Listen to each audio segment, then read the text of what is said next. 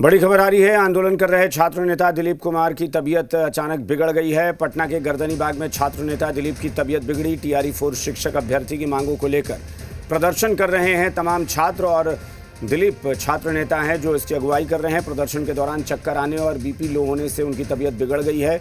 गर्दनी बाग सरकारी अस्पताल में उन्हें एडमिट किया गया है, भर्ती कराया गया है। इलाज के बाद स्थिति में अब सुधार बताया जा रहा है।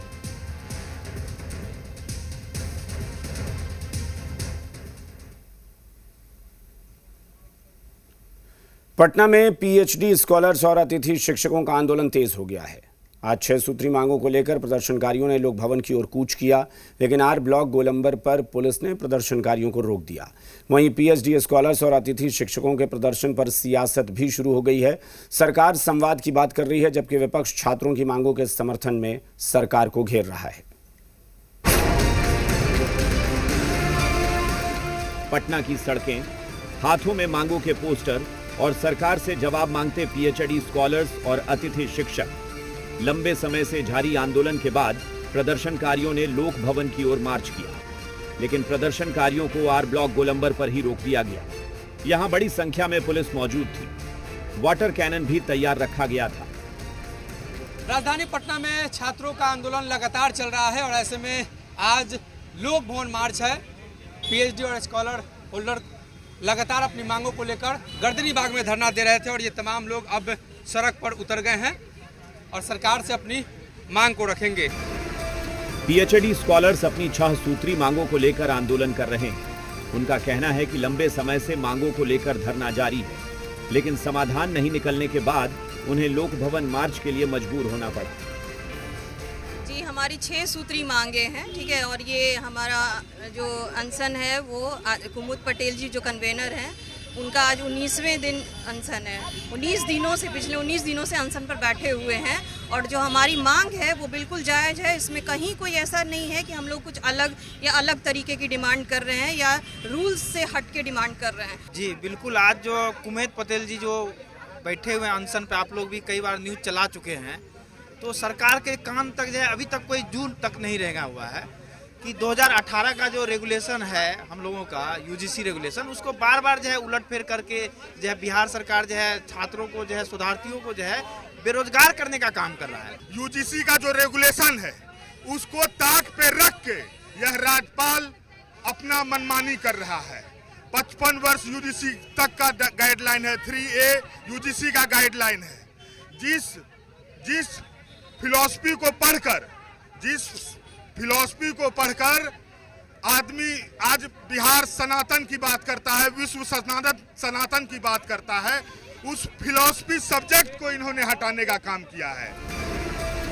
दूसरी ओर विधानसभा अध्यक्ष डॉक्टर प्रेम कुमार ने दावा किया कि छात्रों की समस्याओं की सरकार समीक्षा कर रही है और उनके हित में कदम उठाए जा रहे हैं। वैसे बिहार की वर्तमान सरकार सम्राट चौधरी ने पोर्टल जारी किया छात्रों के लिए, और छात्रों की समस्या जब आ रही है उस समस्याओं को सरकार समीक्षा कर रही है, और जो संभव हो रहा है सरकार छात्रों के कदम बढ़ा रही है। एक अच्छी पहल, अच्छा प्रयास। बिहार पहला राज्य है जहां हमारी सरकार छात्रों की समस्याओं को सुन भी रही है, समाधान कराने का काम कर रही है। पीएचडी स्कॉलर्स और अतिथि शिक्षकों के प्रदर्शन पर अब सियासत भी सुलग उठी। लगातार कई एक दिनों से पीएचडी होल्डर जो हैं वो अनशन पे बैठे हुए थे, आज लोक भवन मार्च कर रहे हैं, और उन्होंने 6 सूत्री मांग रखा है। हमारी पार्टी, हमारे नेता आदरणीय तेजस्वी प्रसाद यादव जी भी इसका सपोर्ट करते हैं, और उसके सपोर्ट में हमारी पार्टी का भी मैनिफेस्टो में था कि 100% डोमिसाइल लागू करेंगे। हम आंदोलन का रुख अख्तियार कर लें, हम सिर्फ मीडिया के बीच में जाएं, उससे ज्यादा आवश्यक है कि हम सही जगह पर पहुंचकर उचित तरीके से अपनी मांगों को रखें। और बिहार की सरकार छात्रों के विषय को लेकर, आम नागरिकों के सभी समस्याओं को लेकर बहुत ही संवेदनशील है। वहीं कांग्रेस भी कह रही है कि सरकार को छात्रों की बात सुननी चाहिए, छात्रों की मांगों का समाधान होना चाहिए, तो जेडीयू संवाद का रास्ता अपनाने की अपील कर रही है। कांग्रेस पार्टी पीएचडी स्कॉलर्स के मांगों के साथ है। हमारे प्रदेश अध्यक्ष राजेश राम जी ने और विधान परिषद में दल के नेता मदन मोहन झा सर ने भी जाकर इस मामले में रिसर्च स्कॉलर्स की बात सुनी थी और उनका समर्थन किया था। इसलिए कांग्रेस पार्टी रिसर्च स्कॉलर्स के इस मांग के साथ है। जहां तक पीएचडी स्कॉलर्स के मार्च करने की बात है और उनके 6 सूत्री मांगों का सवाल है, तो देखिए एक चीज़ जान लीजिए कि डेमोक्रेसी में अपनी बात को शांतिपूर्ण ढंग से तरीके से सरकार के समक्ष रखने का अधिकार हर नागरिक को है और ये उसका फंडामेंटल राइट है, लेकिन शांतिपूर्ण तरीके से। पीएचडी स्कॉलर्स का आंदोलन अब सिर्फ धरने तक सीमित नहीं रहा।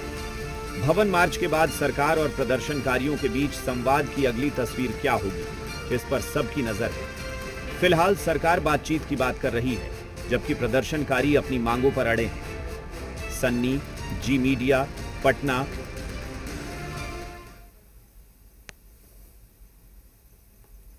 आज पटना में पाटलिपुत्र सैटेलाइट टाउनशिप पर बैठक